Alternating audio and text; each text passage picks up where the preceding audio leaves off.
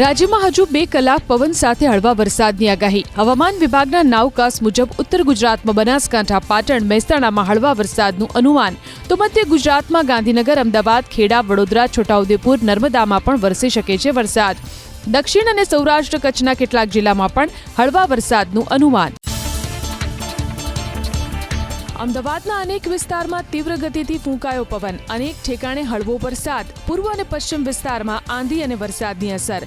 SG highway, ગોતા, science city, Jamalpur, Vastrapur સહિતના વિસ્તારમાં વરસાદ.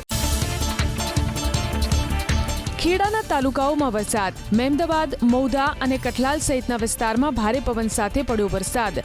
અસહ્ય ગરમીથી લોકોને મળી રાહત. બીજી તરફ બાજરી, જુવાર અને શાકભાજીના પાકને થઈ શકે છે અસર.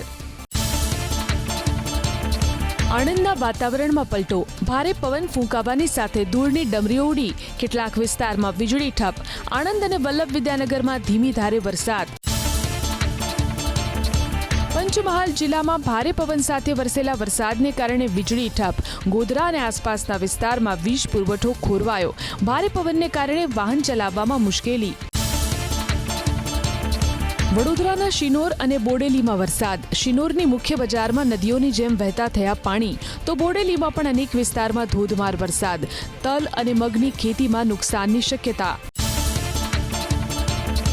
વડોદરાના ડભોઈ અને પાદરામાં ભારે પવન સાથે વરસાદ. ડભોઈમાં અનેક વિસ્તારમાં વાહન વ્યવહાર ઠપ. તો પાદરામાં ભારે પવન સાથે વરસાદને કારણે વીજળી ગુલ.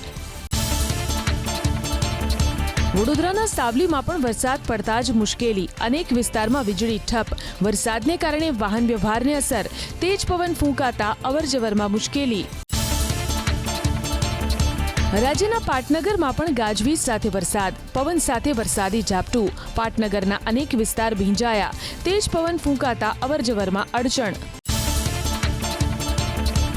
બનાસકાંઠા જિલ્લામાં વરસાદ. હિંમતનગર શહેર ઉપરાંત વડાલીમાં પણ વરસાદ. વાદળછાયા વાતાવરણની વચ્ચે વરસાદ પડતા ગરમીથી રાહત. ભારે પવન અને કરા સાથે વરસાદ અરવલ્લી જિલ્લામાં. ભિલોડાના મણિનગર કંપામાં કરા સાથે વરસાદ વરસતા ખેડૂતોની વધી ચિંતા. બોનાસા, માલપુર, શામળાજી સહિતના વિસ્તારમાં વીજળીના કડાકા અને ભારે પવન ફૂંકાતા ધૂળની ડમરીઓ ઉડી. અનેક વિસ્તારમાં વીજળી ડૂલ.